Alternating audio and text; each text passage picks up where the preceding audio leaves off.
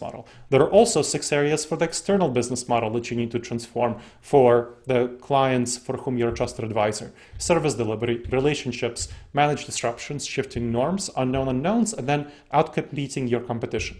So, starting with service delivery.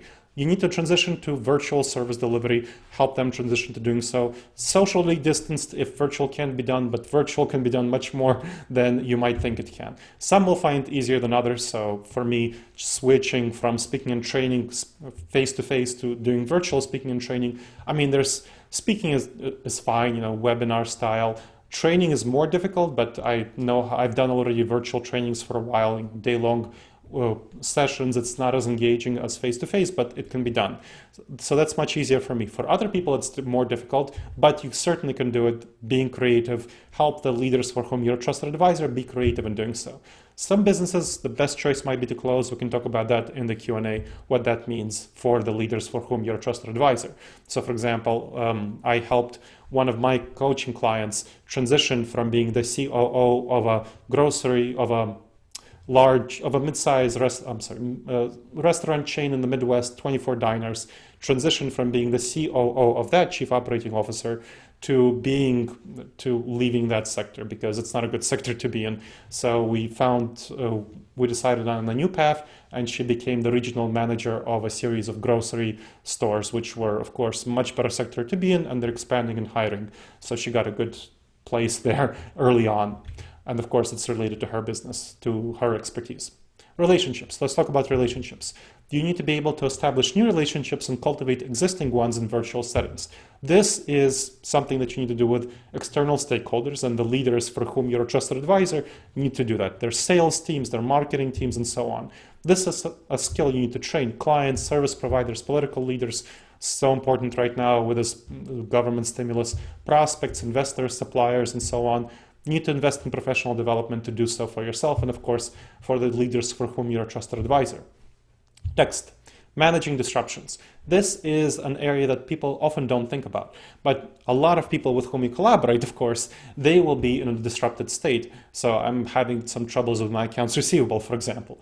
So external stakeholders, most will not plan for the long-term disruption of the pandemic. You're being savvy as a result of the C-suite network access. You are able to get this information about the long-term impact of the pandemic.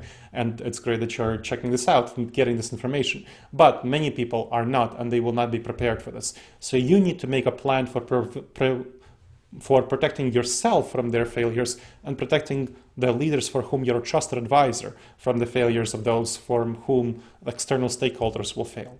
Next, shifting norms. Think about how norms will shift over the next 4 years as we're dealing in the moderate scenario with the pandemic. Think about that. Think about these shifting norms.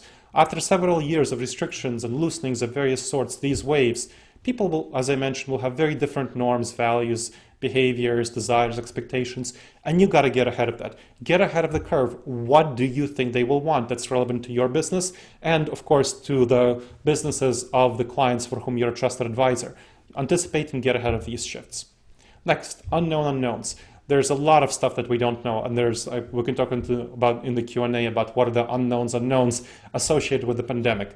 This pandemic was a predictable disaster, but many people just didn't think about it. A lot of people like Bill Gates were on the front lines of saying, hey, we're really vulnerable to a pandemic. It will come sooner rather than later. So clearly a number of people predicted it. And a lot of others like Elon Musk and Goldman Sachs, ignored it as a situation, even though it was clear. So you need to scan your environment for potential major disasters, be realistic about it. Ones directly caused by COVID-19, there are a number, we can talk about that, and ones that aren't directly caused by it, but are exacerbated by it.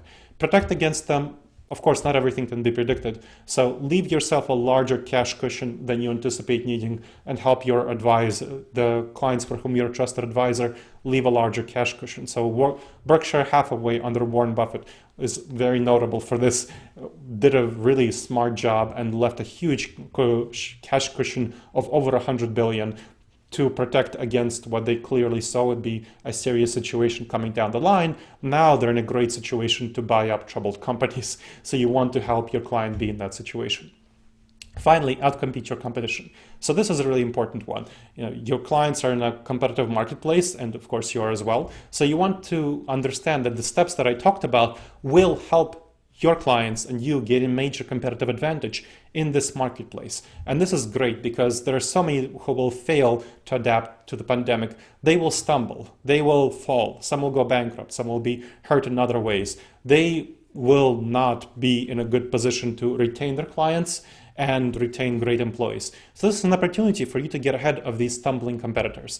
Seize market share, hire away good employees. This is what I'm talking about. Think about that long term, get ahead of these shifts, and this is an example of this shift.